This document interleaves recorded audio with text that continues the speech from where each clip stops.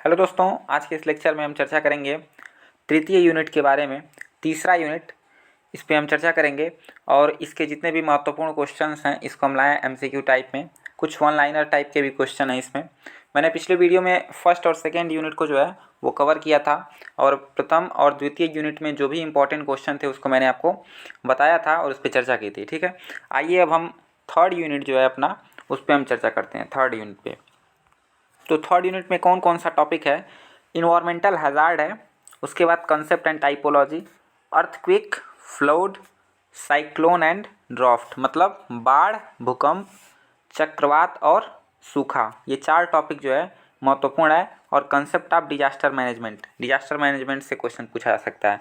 तो इस तीसरे यूनिट पे मैंने क्वेश्चंस तैयार किए हैं, उसको आप देखिएगा और ध्यान से सुनिएगा। मैं आपको उसमें समझाऊंगा भी, कुछ कंसेप्ट पे भी क्वेश्चंस हैं और कुछ फैक्चुअल क्वेश्चन हैं। तो फैक्चुअल क्वेश्चन तो आपको याद करने पड़ेंगे, लेकिन जो कंसेप्ट पे रहेंगे मैं आपको समझाने की कोशिश करूँगा। ठीक है, आइए अब चलते हैं अपने क्वेश्चंस पे। सबसे पहले हमारा जो चैप्टर है वो हज़ार्ड से स्टार्ट होता है और डिजास्टर से। तो इन दोनों में हमको अंतर समझ में आना चाहिए, इससे आपका कंसेप्ट से उठ के क्वेश्चन पूछा जा सकता है। तो प्रकोप बेसिकली क्या होता है? कोई ऐसी घटना जो किसी भी तंत्र की सहन शक्ति से उसकी सीमा के बाहर हो। ठीक है, जैसे मान लीजिए अगर कोई चरम घटना हो रही है। चरम घटना किसको कहेंगे? अगर पिछले रिकॉर्ड सारे तोड़ के जो घटनाएं सामने आती हैं, जैसे मान लीजिए पिछले 10 सालों में जितनी अधिक गर्मी न पड़ी हो उतनी गर्मी अगर इस टाइम पड़ रही है तो उसको हम चरम घटना कहेंगे। ठीक है, तो वही चरम घटना जो किसी भी तंत्र की सहन शक्ति की सीमा को पार कर जाती है उसको हम प्रकोप कहते हैं। ठीक है, इसमें जन की हानि नहीं होती है लेकिन धन की हानि होती है, अर्थात जन की हानि कम होगी और धन की हानि अत्यधिक होगी। ठीक है, उसको हम प्रकोप कहेंगे। और आपदा किसे कहेंगे? तो आपदा जो है वो किसी अगर आबाद द्वीप पर, आबाद द्वीप किसको कहेंगे? जहाँ पे लोगों का निवास स्थान होगा। ठीक है, आबाद द्वीप पर मानव अधिवासों को प्रभावित करने वाला जो प्रकोप होता है उसी को हम आपदा कहते हैं। तो आपदा से प्रकोप अलग नहीं है। प्रकोप अगर मानव को अधिक से अधिक नुकसान पहुंचा रहा है, मानव अर्थात जन की अधिक हानि कर रहा है, मानव अधिक मर रहे हैं, उससे प्रभावित हो रहे हैं, तो उसको हम कहेंगे वह एक आपदा है। आप एक उदाहरण से समझिए, अगर एक किसी द्वीप पर ज्वालामुखी का उद्गार होता है, ठीक है, तो ज्वालामुखी का जो उद्गार होगा और उससे अगर कोई विशेष हानि नहीं पहुंची मानव समुदाय को तो हम उसको प्रकोप कह सकते हैं। ठीक है, हज़ार्ड कह सकते हैं। लेकिन अगर वही जो ज्वालामुखी है उससे मानव का जनजीवन प्रभावित हो तो हम उसको एक आपदा के रूप में लेंगे। ठीक है, जैसे भूकंप आ गया तो भूकंप से पूरे एरिया में जितने भी लोग होंगे वो प्रभावित होंगे तो एक आपदा हो गई। इसी तरह चक्रवात हो गया, तो अगर चक्रवात जो है समुद्र में आता है तो वो उतना, उसको हम प्रकोप कहेंगे। ठीक है, चक्रवात अगर समुद्र में आ रहा तो हम उसको प्रकोप कर सकते हैं। लेकिन अगर वही आबाद क्षेत्र में आ जाए तो उससे जन की अत्यधिक हानि होगी, जन धन की, तो उसको हम क्या कहेंगे? आपदा कहेंगे। ठीक, तो प्रकोप और आपदा में आपको अंतर समझ में आ गया होगा। अब इसी तरह है कि यहाँ पे आप देखिएगा, ऐसे आपसे क्वेश्चन पूछा जा सकता है कि जन धन की अत्यधिक हानि किस में होती है? प्रकोप में होती है या फिर आपदा में होती है? और भी दो ऑप्शन दे सकते हैं। तो जन धन की जो अत्यधिक हानि होगी वो किस में होगी? आपदा में होगी। ठीक है, इसी तरह एक क्वेश्चन पूछा जा सकता है कि आपदा कैसी घटना है? तो यह एक त्वरित घटना है और एक आकस्मिक घटना है। ठीक है, त्वरित और आकस्मिक घटना है। नेक्स्ट क्वेश्चन तीसरा है, आपदा प्रबंधन अधिनियम कब लागू किया गया था?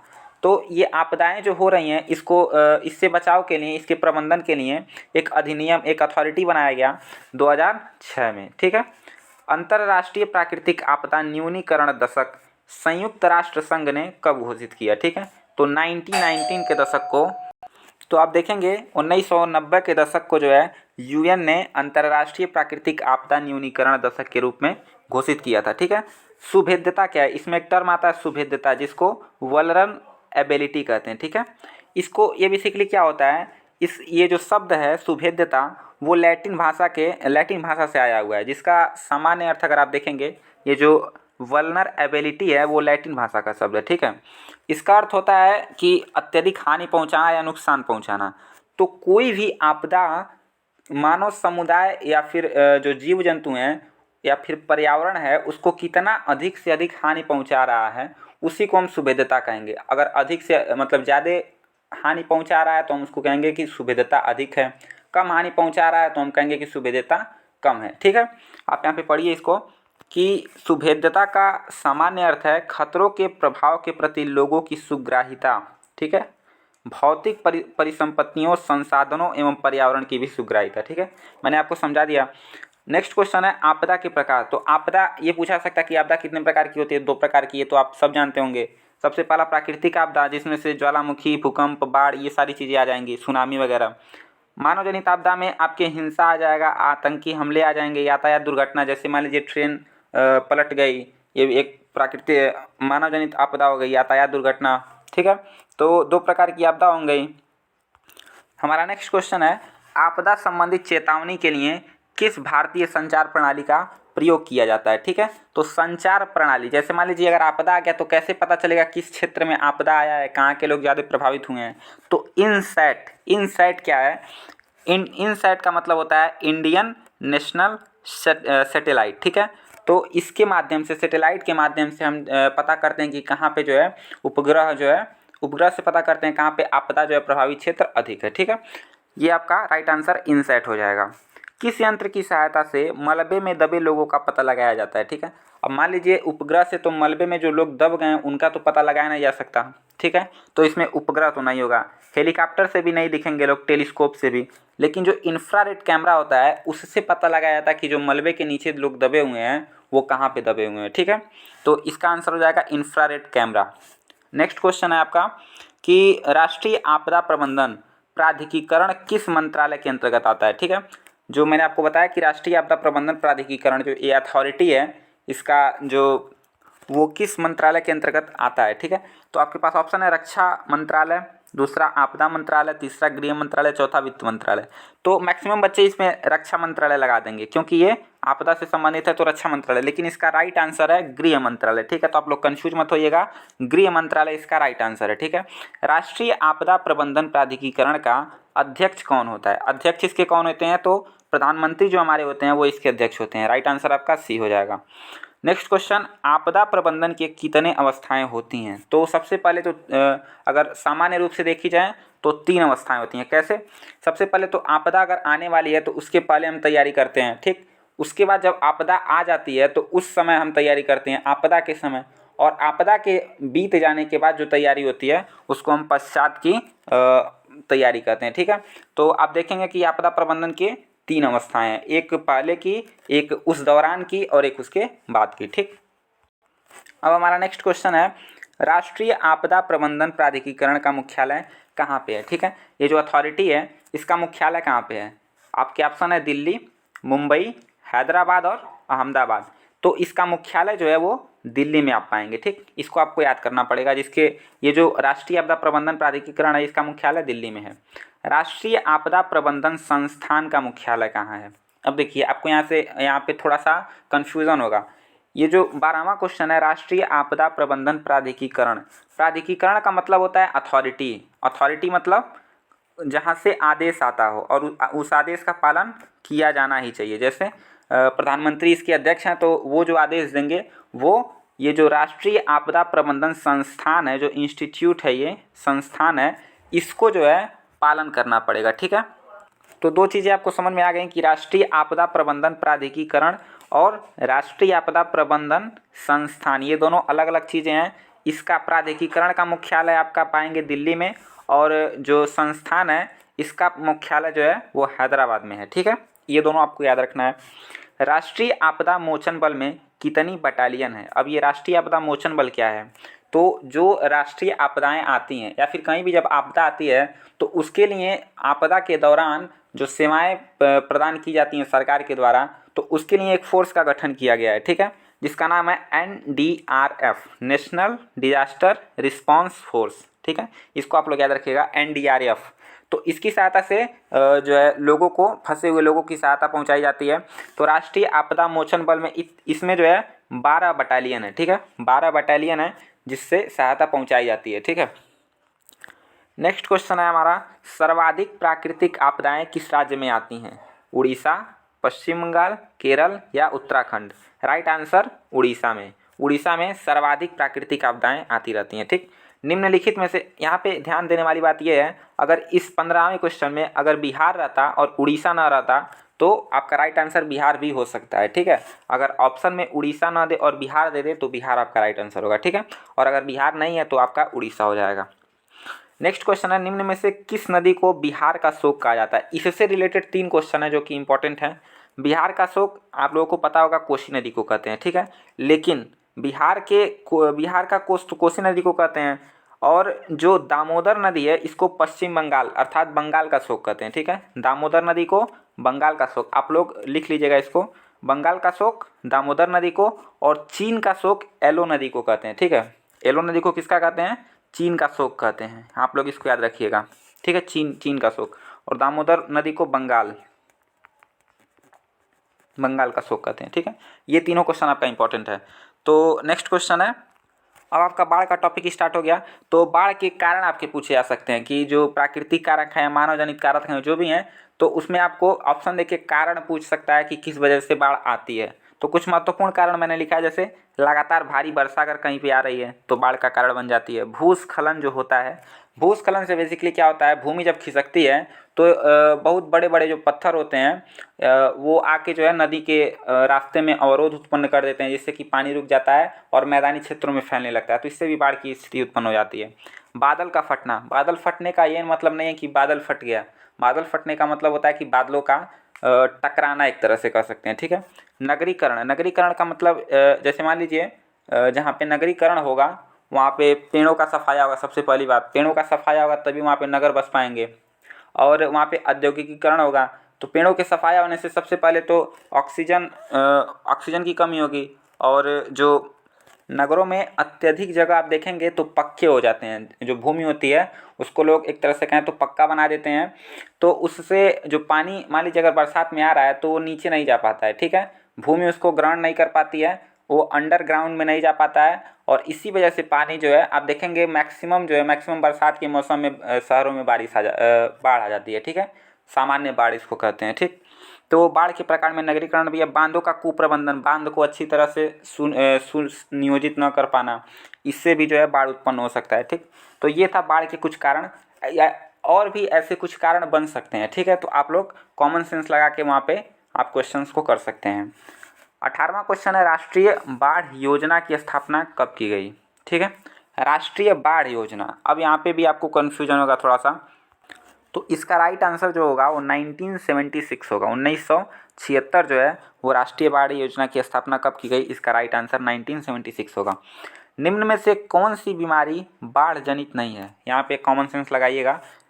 आंत्रशोथ, मैंने आपको बताया था कल के वीडियो में कि आंत्रशोथ एक ऐसी बीमारी है जो कि प्रदूषित जल से होती है। तो जब बाढ़ आती है तो आप देखेंगे कि जल प्रदूषित हो जाते हैं सारे, ठीक है, तो उससे जो है आंत्रशोथ तो होगा, अर्थात ये वाला ऑप्शन आपका गलत हो गया। यहाँ पे पूछ रहा है कि नहीं है, ये आप हर एक क्वेश्चन में नोटिस कीजिएगा कि नहीं का प्रश्न कितने हैं।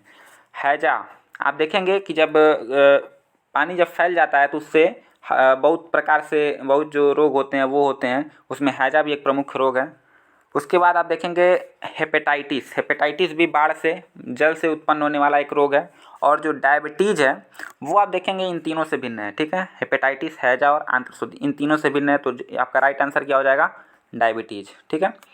नेक्स्ट क्वेश्चन है, 50 सेंटीमीटर से कम वर्षा वाले क्षेत्रों में कौन सी स्थिति उत्पन्न होती है? तो ये जो 50 सेंटीमीटर है, आप जानते होंगे कि जो जो बाढ़ होता है उसका मापन आयतन के आधार पे किया जाता है, ठीक है। तो अगर 50 सेंटीमीटर से कम वर्षा हो रही हो तो उस क्षेत्र को हम सूखा का नाम देते हैं, ठीक है, सूखा का नाम देते हैं। और भारत में आप देखेंगे तो 68% एरिया जो है वो सूखे से ग्रस्त है, ठीक है। सूखा बेसिकली पड़ता कैसे है, जैसे अगर भूमि में नमी का अभाव हो जाता है, नमी की कमी हो जाती है, तो हम कहते हैं वो जो एरिया है वो सूखा प्रभावित क्षेत्र है, ठीक। सुनामी किस भाषा का शब्द है? तो सुनामी में आप जानते हैं टी से स्टार्ट होता है, टी सुनामी लिखा रहता है, तो ये एक जापानी भाषा का शब्द है, ठीक है, ये आपसे क्वेश्चन पूछा सकता है। सुनामी लहर चेतावनी प्रणाली केंद्र, सुनामी लहर चेतावनी प्रणाली केंद्र की स्थापना कहाँ की गई? तो ये देखिए, आपको ये तो पता होगा कि सुनामी जो है वो समुद्र के किनारे जो अर्थात जो तटीय क्षेत्र होंगे वहाँ पे आएंगे, लेकिन अगर ऑप्शन में चारों यहाँ पे देखिए क्या दिया है, चेन्नई भी समुद्र के किनारे, कन्याकुमारी भी, मुंबई भी और कोलकाता भी, ये चारों एरिया आपको समुद्र के किनारे का ही दिया है, तो आप कन्फ्यूज हो जाएंगे। इसीलिए आपको याद रखना है कि जो चेन्नई है वहाँ पे ये सुनामी लहर चेतावनी प्रणाली केंद्र की स्थापना की गई है। च से चेतावनी, च से चेन्नई, ऐसे आप याद रख सकते हैं, ठीक है।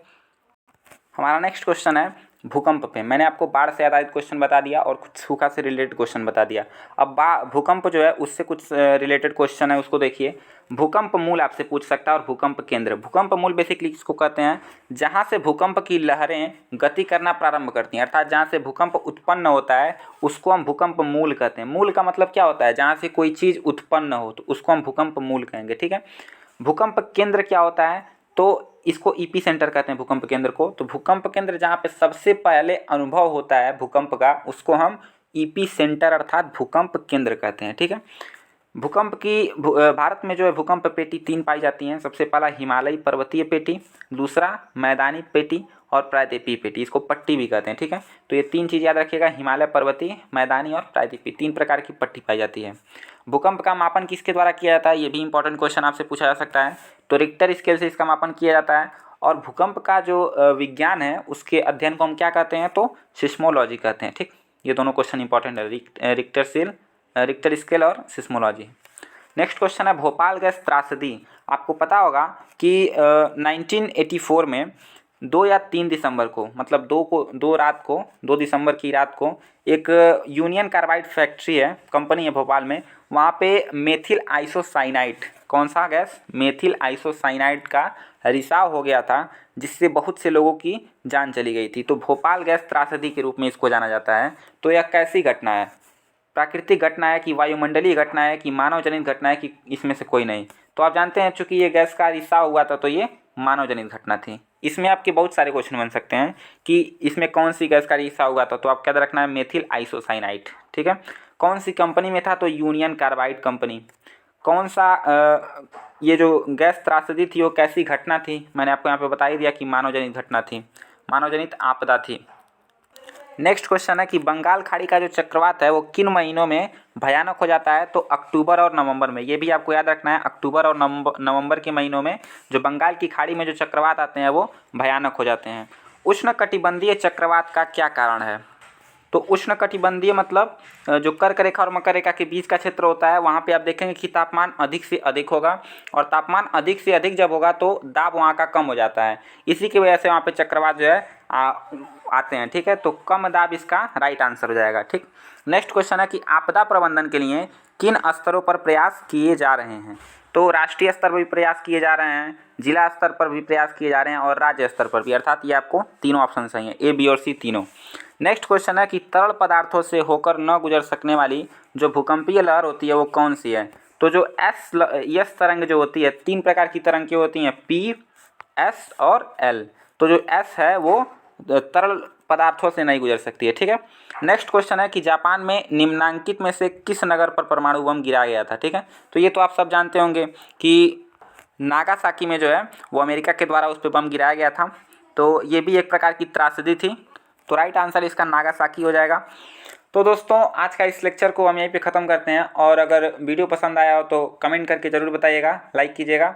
और नेक्स्ट वीडियो में मैं चौथे यूनिट को भी लेके आऊँगा, चूँकि आपका पेपर 16 को है और अभी मेरे पास अभी 3 दिन है, तो मैं जो चौथा यूनिट है उसको भी कवर कर दूँगा। तो पसंद आया तो कमेंट करके ज़रूर बताइएगा। धन्यवाद, मिलते हैं नेक्स्ट वीडियो में।